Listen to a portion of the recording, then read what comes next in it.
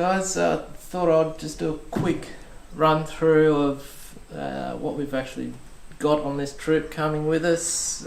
It's absolutely everywhere, so it's not in any way organised, but it semi is in its own little pile.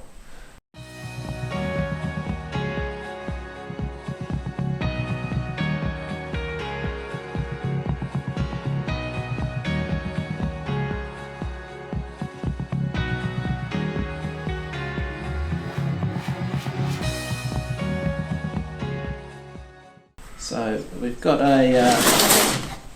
just a very basic toolkit.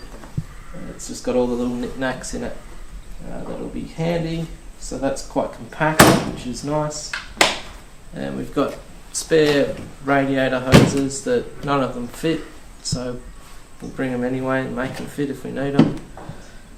Heater hose. We're not having a heater, so we'll actually put that over there. The rattle gun, you've seen this probably in the last episode, I think it was. Yeah, that's right. Yep. And the light, you need that in Tasmania because it gets dark here. And just your general fluids for your brakes. Probably a bit much, but you never know. This is my new favourite anti-corrosive fluid. It's called Lanox. It's made by Inox and it comes with a little squirty bottle, so I bought 5 litres of that, and I'm not going to bring that, just that is enough. We've got an assortment of nuts and bolts, that'll be handy if we need them, and a self-powered timing light if we need to do some stuff on the fly. And because we've got a Holden powered Land Rover, a workshop manual, so this will be more relevant for the engine. So there's probably only about 5 pages in there that we're interested in. And over here behind the table we've got just engine oil, so 5 litres there. The engine in these takes, it says 3.5, but including the filter, which is a large filter, it's about 4 or 4 and a bit. This isn't full, this is the gear oil that you can put in the diffs, gearbox, transfer case, so it's just generic. That's about half full. Then we've just got fuel cans, water, and we're just going to bring the pump for the cans anyway, because we've got a 109, so we'll fit it. Then we've got basic camping gear for cooking. So we've got a dirty pan which is seasoned, and inside we've got a camp oven with all the accessories. Moving over here, the ET. This is standard issue for anyone in the Australian Army, and this is mine. Always comes in handy. This will have the power tools and other assortments like butane, drill bits, what do we got here, copperies, bearing grease, hammers and other little things. I've gone through my toolbox here that I have not gone through in 5 years maybe, and it was just full of absolute crap, so I've kind of dumbed it down a bit and put what I think I'll need for most of my vehicles, so that'll be good. And found out that I've lost quite a few sockets, so I might have to fix that one day. And in this one,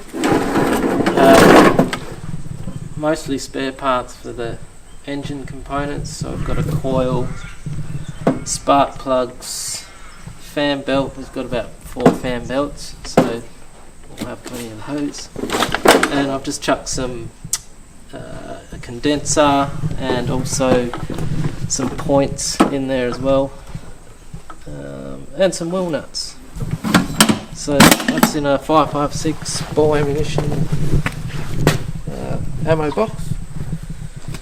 And over here is just for the chainsaw gear. So we've just got a little axe, bar oil and mixed fuel. And we'll go over to the Land Rover now. We've got a high lift jack as well. Forgot about that, sorry. Bring that. So we'll bring a saw because we're going on a track that I've not been on before and Jeff hasn't been on for a while, so there could be trees over, so we'll bring this. So this is an old Stihl 032 AV electronic quick stop. It's period correct for the vehicle, so that should be, it's a heavier old thing, but it does the job. The esky for the trip. So I think, how many beers do you reckon we can hold in that? Oh, look, I think depending if we go with cans or these craft beers in the bottle, I think definitely at least 30 in there, Damon. Yep. With no ice, because we don't need ice down here because it's just so pristine and cool. That's right. And, you know, it's got the best of the sort of, I guess, the 80s-esque that we're going for with the trip, you know? Yeah. And it's got a unique feature on the side too, doesn't it, Damon? This is on both sides. It's got a bottle opener, so convenient. And it's for left or right-handed people, so it's good. Don't know why the bonnet's open. There's nothing wrong with the engine. So. Got an inverter. Just a. It's not a pure sine wave one. It's just a little cheap one. That'll just charge our phones and stuff inside the cab. The 9-ton snap strap, so we'll need that for when we pull everyone else out. We'll head into the cab. So this is inside the cab. Jeff's come in here and just put everything in the pile of what's been scattered around the cab. So a lot of the stuff in here is actually not moved since our first episode, which was, how many years ago was the first one? 2 years. 2 years? Getting on for 3. Yeah, I think so. So that metho's probably evaporated because I definitely know we haven't used all of that. Still got the original Toyo hat. We'll be bringing that out again, won't we? Yeah. For all the sun we have here. Yeah. We got the tyre iron, which has got a standard 27mm socket welded to it, which is the standard size for most Land Rovers. And just a lot of other. So if you can't buy the tool, make the tool. Well, yeah. That's what they had to do back then, which was, well, it's still pretty significant now. And like, look at all this. It's just nuts and bolts. Yeah. And a D-shackle with a, that's probably rated to 500 kilos. Not much. Points. We'll put those away. Fuses, we'll put those away. Keep those. Yeah. Oh. Still in here. Cracked pepper. And why do we carry the cracked pepper, Damon? Well, if you want to find out, you can go to episode 1 and find out. But you put that in your radiator. Oh, bit of a hole there.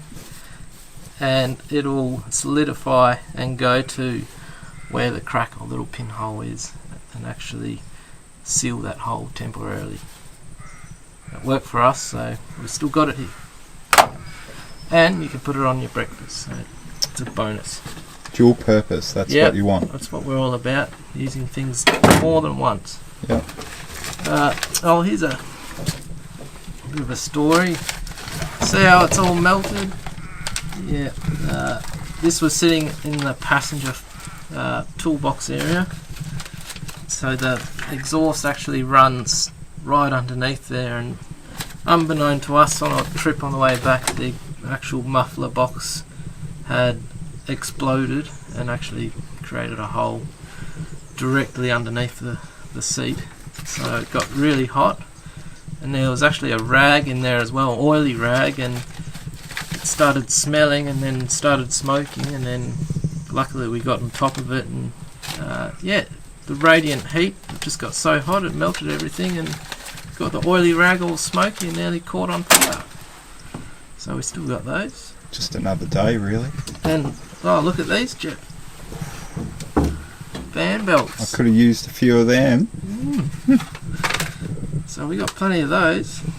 So parts everywhere, stuff everywhere.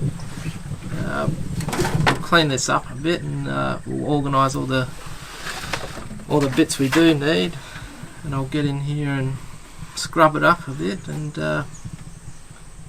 pack it up and chuck it all in the back with all the camping gear, chairs, swags, camera gear. So it should be a eventful trip, or hopefully uneventful mechanically, but Never say never. So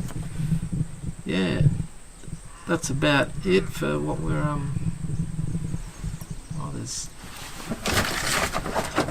sorry, I was looking for that.